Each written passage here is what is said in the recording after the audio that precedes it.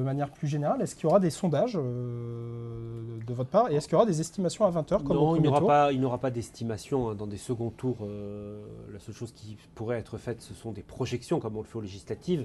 Là, en tout cas de notre côté, il n'y en aura pas, puisque par ailleurs, beaucoup de bureaux ferment à 18 heures. Et donc à 20 heures, quand les chaînes pourront commencer à communiquer, il y aura déjà beaucoup de De résultats. résultats clairs Voilà. qui seront tombés.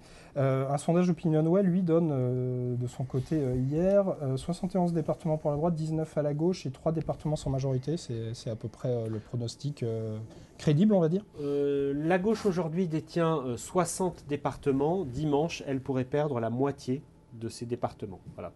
Je pense que la droite à un moment rêvait d'en conquérir 40. Ça me semble très ambitieux sur la base des résultats de dimanche. Mais le fait que la gauche puisse perdre 30 départements, entre 25 et 30, ne me semble pas impossible. La moitié de ceux qu'elle détient. Alors la moitié, et surtout, ce qu'il faut rappeler, c'est que cela mettrait un terme à 15 ans de progression de la gauche dans ces départements.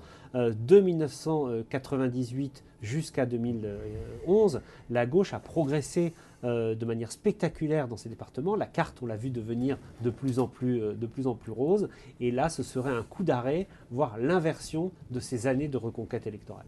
Il y a quelques jours, vous parliez de 50 à 80 élus possibles pour le FN. Au vu du premier tour, vous révisez votre estimation? Oui, je dirais plutôt entre 40 et 50, effectivement.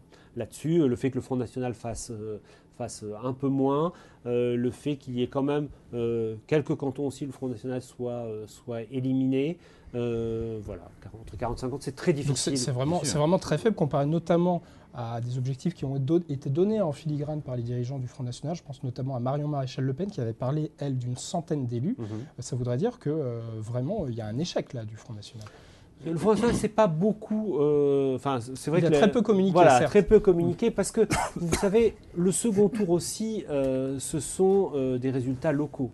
Et il y a là vraiment des rapports aux différentes personnalités qui sont souvent connues dans tel ou tel canton. Donc moi, c'est très compliqué de faire des pronostics sur le second tour. 50 élus du Front National, notamment en duel, ce serait quand même un résultat qu'on ne peut pas, à mon avis, qualifier d'échec. Le vrai enjeu, et ce qui fera la différence entre les 40-50 et les 80 possibles, c'est cette barre des duels. Est-ce qu'il va se passer le plafond de verre comme dans le Doubs? Est-ce que dans 20-30 cantons, le Front National va finir à 48-49? Ou au contraire, est-ce que cette digue-là du duel va sauter? C'est vraiment pour moi l'enjeu le plus important de dimanche.